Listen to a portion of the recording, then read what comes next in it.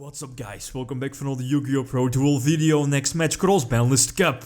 Again, two title candidates, two big names from the history are paired against each other. The first deck list here, as you probably already know, is Mermails, Tidal Mermails, one of the few very high competitive Mermail decks throughout the history of this game. You know, during like the period of Dragon Rulers being super relevant back in 2013. 41 cards in the main deck, triple Abysphere, triple Tidal, again one of those powerhouses here in the deck, but well, I don't need to explain, right? Triple Dragoons, triple Abystias, etc, etc. Such a strong and fast deck. The second list, we have Metalfoes. This should be Billy Break's list. Was it from YCS Bochum? I think it was Bochum, either Prague or Bochum, from back in 2016, where I believe we won the finals against Joshua, I think, against Pelios. I think this was the particular YCS. 42 cards in main deck, one of the powerhouses being the Kirin, Majespecter Kirin, of course. Eccentric Archfiend, again, a very strong card in a Cross-Banlist Cup series, since it's very versatile. Getting rid of your opponent's either monster or spell, and with or spell or trap, and then I'm looking at cards like Royal Oppression or Vanity's Emptiness, you know, those game stealers. Speaking of emptiness here at 1 in the main deck, but again a super fast deck. Both decks have access to hand traps, mainly double Maxi, I believe, in both lists. So which deck has the advantage? Again, going first, well, depending, you know, the format, since Metalfoes is a deck post a new opening rule, so if foes start, it will only be with 5 cards, but it depends. I think foes have the advantage, and people already mentioned here from the last video is, you know, the pendulum mechanic pre-master rule 4 is of course super strong. And let's not forget having access to Majespecter Kirin, even though one of Kirin is still so strong, especially first turn, right? So I think foes have the advantage, but well, it was a good match, so let's hop into the first duel. Okay, game number 1, and the opponent opts to start, obviously, right, definitely a very solid start, opening with the desires already. So first, obviously, you want to get a couple of searches, then you see your desires indeed, and well, this is a problem, right? He does have the what's it called? Mithril? Mithrilium isn't really a threat during my own turn, okay? Potentially when it's like sent, I believe, from the field to the graveyard. Special something from your, I think, graveyard or extra deck, I think. So again, that's not really too important, but the Majespecter Kirin, that's definitely a problem, right? So yeah, I need to get rid of the Kirin indeed, and well, eventually I was able to bounce, you know, my Abystias, etc, etc. I do have I think Maxi was the 6th card, so that's a bummer. Maxi always being the 6th card, we know how it goes, right? So Maxi, I think, will get a 1 draw, but not really sure if, yeah, he's definitely able to cover a game. He plays it out really well, going for the 2nd Mithrilium.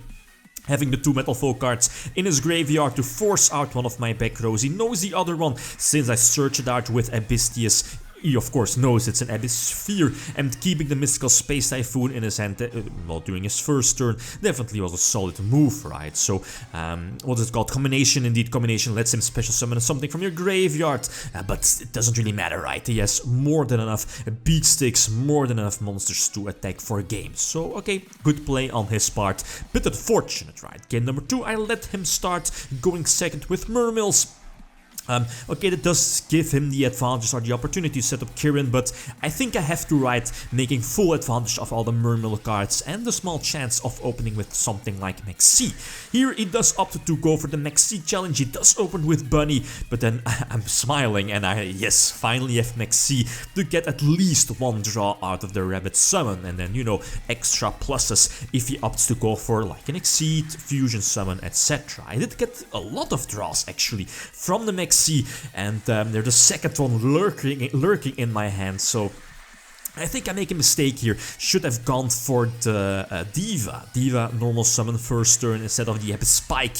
But yeah, depending on, you know, what my opponent would have done, maybe Catester. Well, it's just something to get rid of my opponent's pendulum skills, right? Since Dracossack was now used to get rid of one of his skills, but still leaving the Orihulk on his side of the field. That wasn't the greatest play on my part. So he's able to make a full comeback, as you'll see in a couple of moments. First of all, forcing out one of the back rows, and then again using one of the typhoons to force out, at least destroy, the last back row. And then, okay, the again does accept the Maxi challenge, giving me like a +3, 4 draws, +3 if I'm not mistaken, but he does have the one of negation and the emptiness in hand. Again, emptiness so strong if you're able to negate something from your opponent, but after Maxi with multiple draws, and of course, maybe you forgot the breakthrough skill in graveyard, I'm like, yes, using the breakthrough skill, force out, well yeah, eventually, well, go for Tidal, he flips over the emptiness, and yep, now it's child's play, use Dark Hole, clear the field, and you know, making sure that I can pop both his scales with, what is it called, is it Gungear? I think it's Gungear, right? Yep, indeed Gungear, and go for Abyss Gaios, well, not taking any risks, right?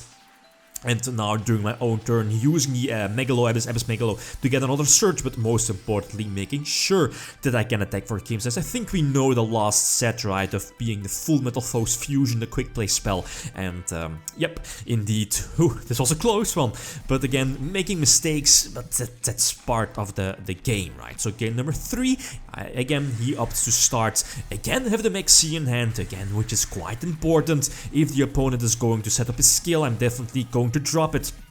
If he's not going for the Pendulum Summon, that's all good. No Kirin, no Infinity, Cyber Dragon Infinity, and he did have the option to go for Infinity, since again, Billy, at least, I'm not really sure if Billy invented it, probably not, you know, OCG players already played it in their Metalfoes build, but again, that was some of the things that, you know, was quite important about Billy's list from a couple of years ago, having access to Clifford Scout and having the option to go for Cyber Dragon Infinity in your Metalfoes deck, right? Anyway, I think this was my only play. Again, my apologies if this is a misplay, but again, going for Gungear, Black Rose is not an option again, sacrificing my Petal Phase because of the Mooling Glacier being off the field, and of course the, what is it called, the Bismagi, you know, the level 1 Metalfoe being the Sangan Searches. So I think Gungear, and hope that my opponent at least getting, you know, having the 2 draws, the draw phase and the Metalfoes fusion, not draw into a lower scale, but he does. And that's a problem. Yep, I pretty much lost here already. He goes for Totem Bird, but again, I don't have a battle phase during my next turn because Mooling Glacier was, you know, removed from the field. Tidal sadly will not put the exactly 5 necessary waters in my graveyard. So, nope, sadly, that's not the case. And now, yes, you will see in a couple of moments, he will spam his field full of monsters and eventually just attack for a game, right? He still has Mithrilium to force out the breakthrough skill. So, well, he also has Totem Bird, right, to negate any possible spell and trap from the opponent, so it doesn't really matter that much. So, okay, super solid match. Mistakes happen, part of the game, but I think we have a well-deserved winner here with Metalfoes 2-1. Over the Mermail version, over Mermail, these Tidal Mermails, right? So Tidal Mermails are still in the tournament, as you know, so again, they will just be moving to the left side of the bracket, and Metalfoes will be moving towards the right side. So again, like always, feel free to leave your predictions. Next match will be Burning Abyss versus Chaos, Time Sealed Chaos from 2003. So again, feel free to leave your predictions. Okay, guys, that's it. Thanks for watching, and feel free to leave a comment or a like if you enjoyed the video. Lithium signing out. Peace.